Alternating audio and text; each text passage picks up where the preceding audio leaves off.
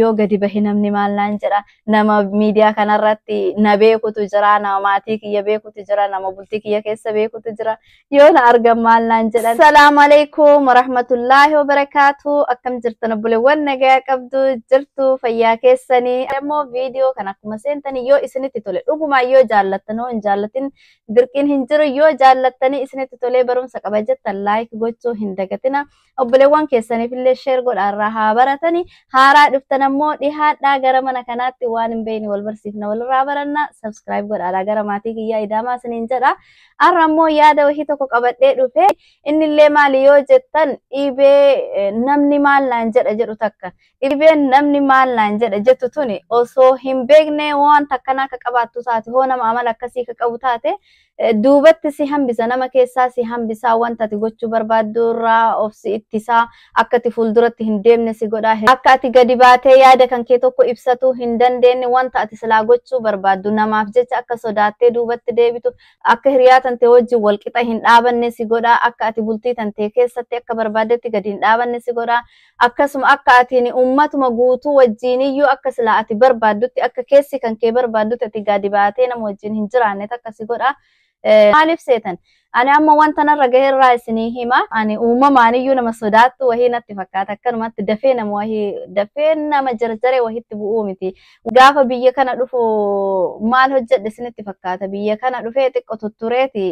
afaan baratuudhaaf mana barumsaa jalqabe gaafa biyya kana dhufu mana barumsaa seenee takka jedhee afaan baratuudhaaf afaan ingiliffaa kana baratuudhaaf mana barumsaa seenee yeroo ani mana barumsaa gahutti haga barumsi kenna hin jalqabne haga barattootni hundiyyuu dhufee kilaasni hin guutamnetti daqiiqaa 5 daqiiqaa 10 akkana dura dhufa daqiiqaa 5-10 kana ammoo barsiisaa qofatu kilaasa keessa jira beekta barsiisaa qofatu kilaasii keessa jira yeroo ani dhufu kana barsiisaan kun yeroo ani ol seenu na wajjin haasaa afaan ingiliffaa kana na wajjin haasaa haga barattoonni hundiyyuu dhuftee barumsa jalqabnu gaafii tokko na gaggaafataa waan wajjin haasaa maal jedha akka afaan hin beekne hin beeka garuu inni wanni nachi dhufeef baratuudhaaf haasahu malee dubbadhu malee hin baradhu innillee ammoo haga sa'aatiin ga'uu haga namni akka hin mukoofneef yoo namni tokko lama dura dhufe ofirrumaa haasaan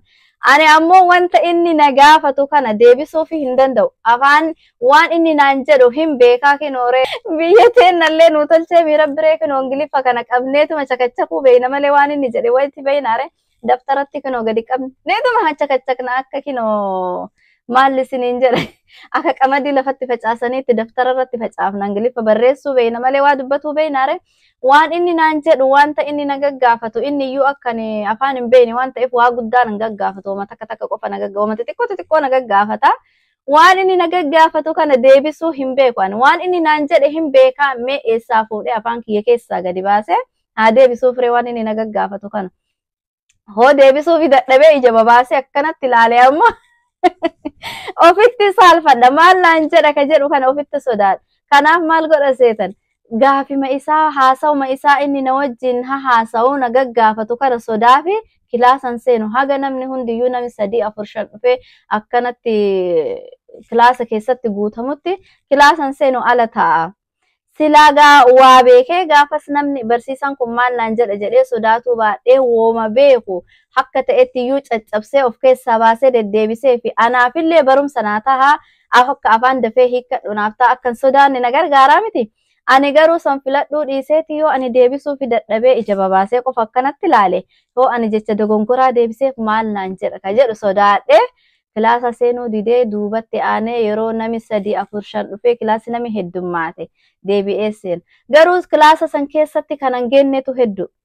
ani haguma san iyyuu gurraan hin beekaa barreessuu hin beekaa dubbisuu hin beekaa waa jecha iyyuu takka deebisuu hin beekaa hin sodaadha haguma beeku kana iyyuu na keessa jira hin beekaa garuu gadi baasuu sodaadha ka haga kiyyaa iyyuu barreessuu iyyuu hin beekne dubbisuu iyyuu hin beekne dubbatuu hin beekne meeqatu jira so akkasi sodaadhuu baadhee daqiiqaa 5-10 argadhe san keessatti iyyuu itti fayyadamee barsiisaa kophaa kiyya argadhe wanta beeku kaan balleessee cabsee dhiisee afaan kiyyaa mitan afaan kiyya qajeelatti 100% beeka ani kan dubbataa jiru afaan biyyaan baate afaan biyyaan baa ammoo caccabsanii baratanii osoo sodaatuu baadhee gaafas itti daddarbee waanuma arge ka beeku of keessaa gadi baasee inni illee na sirreessaa akkasitti dubbataa deeme osoo sodaatuu baadhee maal qaba jedhee yeroo amma taa'ee yaadu akka tokko natti dhagahama maaltu na sodaachisa jedhee san qofaa miti kinoo yuutuubii amma jalqabee waraabaa jiru kanayyuu yuutuubii eega jalqabeeyyuu turee jiraani gara waggaa afurii kan hanga eega yuutuubii jalqabe.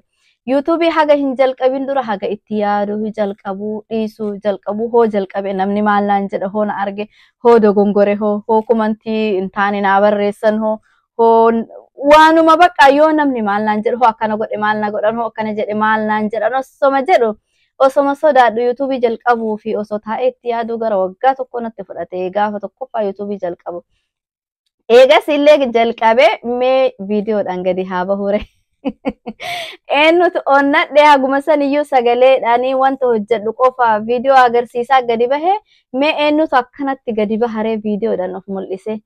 Amma ammoo akkanatti viidiyooniif iyyuu itti deebi'uudhaaf iyyuu gara waggaa lamaa natti fudhate wallaa itti yaaduudhaaf akkanatti viidiyoo man deebi'uuf kana iyyuu yeroo dheeraa natti fudhate yuutuubii dhiisuu dadhabee garuu akka gadi bahee waan tokko waan beekurraa barsiisu natti dhagahama.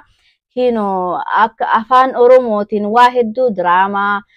piraankii barumsa bultii isaanii waa hedduu jira namni yuutuubii afaan oromoorraa baratuu dandeenyu garuu akkanatti gadi taa'ee wanta ani barbaadu ka'anii yuutuubii keessaa barachuu barbaadu hin jiru afaan oromootiin amma wanta kino akkuma isin barsiisaa jiru wanta guddisa ijoollee kanneen irraa haa maal gochuu qaba ilmoo kiyyaaf maal gochuu qaba ka jedhu kana afaan warra biraa faranjoota kana afaan warra amaarota kana jala deeman yeroo hedduu isin hin beekan waan kiyya dubbataa jira injiru afaan oromootiin hin argadhu piraankii yoo jedhe 90 argadha maashaallah diraamaa yoo jedhe 90 argadha kinu gadi tarraahee bultii keessatti akkaataa kinu haadha manaa wajjin abbaa manaa wajjin viidiyoo hojjetan hedduutu jira laalee hin dhumatu afaan oromootiin. Garuu wanta barumsa qaba jedhu ka'anii irraa baratuu barbaadu taa'ee dhageeffatuu barbaadu kana fayyada jedhu tokko yoo argame malee hin jiru viidiyoon akkasii soo ani eega viidiyoo jalqabee duraaniyyuu kino ofi mul'isu malee viidiyoodhaan nyaata wanta beekurraa mana kiyya yeroo qulqulleessurraa wanta adda addaa eega mul'isaa jiraadhe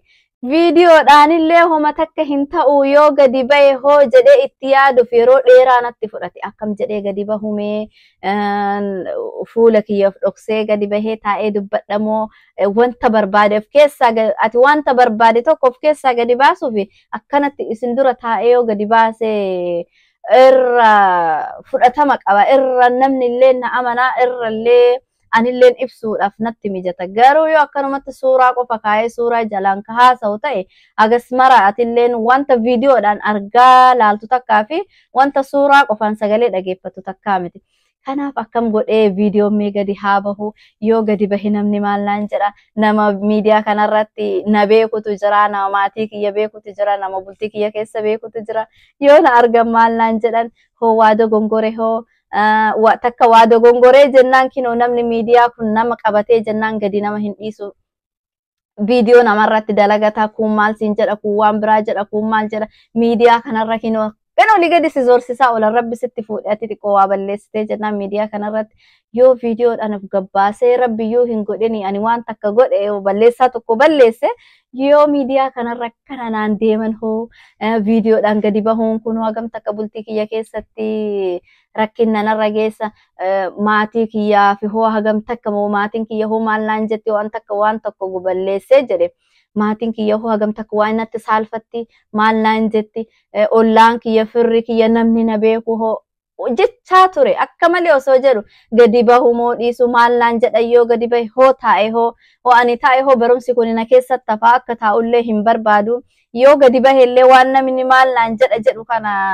waan sodaadhuuf gadi bahullee sodaadha osoma jedhu hedduu ture. Garuu dhumarratti murteessee itti seenuu kiyyaaf ammoo gammachuu guddaa itti qaba wanta itti gaabbi tokkollee hin qabu. Yoo inni maal naan jedhu kun fakkeenyaaf amma yoo ati biizinasa tokko banatuu barbaadde suuqii wahii tokko banachuu barbaadde magaalaa guddoo kana keessatti wayyoo itti seene kasaara yoo kasaare mallaqa harkaa qabu kana hunda isaatiyyuu dhabee wayi lafatti hafa namni narraa bitatu jira maal jira osooti jettuu waggaa hedduu sitti fudhata osoo ati biizinasa tokko bantee itti dalaydee of guddistee maatii keellee guddisuu barbaaddu osoo ati teettee yaaddu duubatti si harkisa. Barumsa kana yoo ati duraan jidduutti dhiiftee jettee yoo itti deebi'uudhaaf taate ani umrii kanaan nama guddaa kanaan ijoollee xixiqqoo keessa taa'ee baradha maal naan jedhan namni yoo na arge maal naan jedha hiriyoonni kiyya ka'anii duraan wajjin barataa turu finoo baratanii eebbifamanii ani eega amma as jira kutaa 7-8 ganaa kutaa 9-10 taa'ee baradha maal naan jedhan hiriyoonni kiyyayyuu kan duraan wajji ta'u yoo na argan maal naan jedhan ka jedhu akka ati hin baranneef akka ati fuula duratti hin deemneef duubatti si hambisa waa hedduurraa nama hambisa.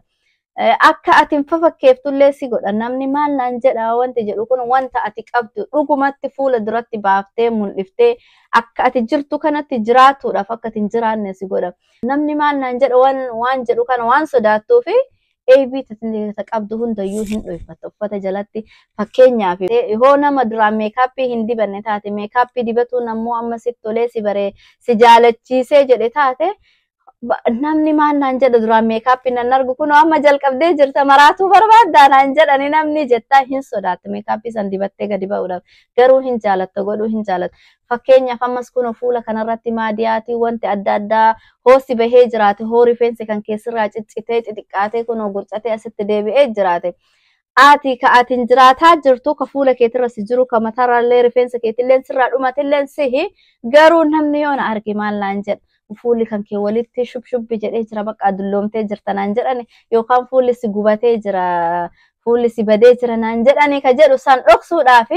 wanta osoo hin jaallatin keemikaala garagaraa meekaappii garagaraa rifeensa kan keetillee yookaan rifeensa hin taane kan keen ta'in ofitti goota yookaan ammoo sa'a 24 nama biratti ofirraa fuudhu sodaatta kinoo shaarbii ofirratti martee akka rifeensi kan kee qilleensan arganne goota walumaa galatti firiidamii jiru kan keetti sirraa fudhata namni maal jedhu namni maal naan jedha jechuudha jedhu kuni akkasitti isinillee itti yaaddanii yoo dhukkuba namni maal naan jedha jedhu kanarraa haga tokko of qusattanii yeroo waan tokko gochuudhaaf yaaddanitti wanti kun bakka naaf ta'a na baasaa jettanii itti yaaddanii murteessitanii jettan namni maal naan jedhaa booda keettanii namni yaada mataa isaati sammuu isaatiin ka yaadu akka isa itti fakkaattetti yaada malee akka isinitti fakkaattee miti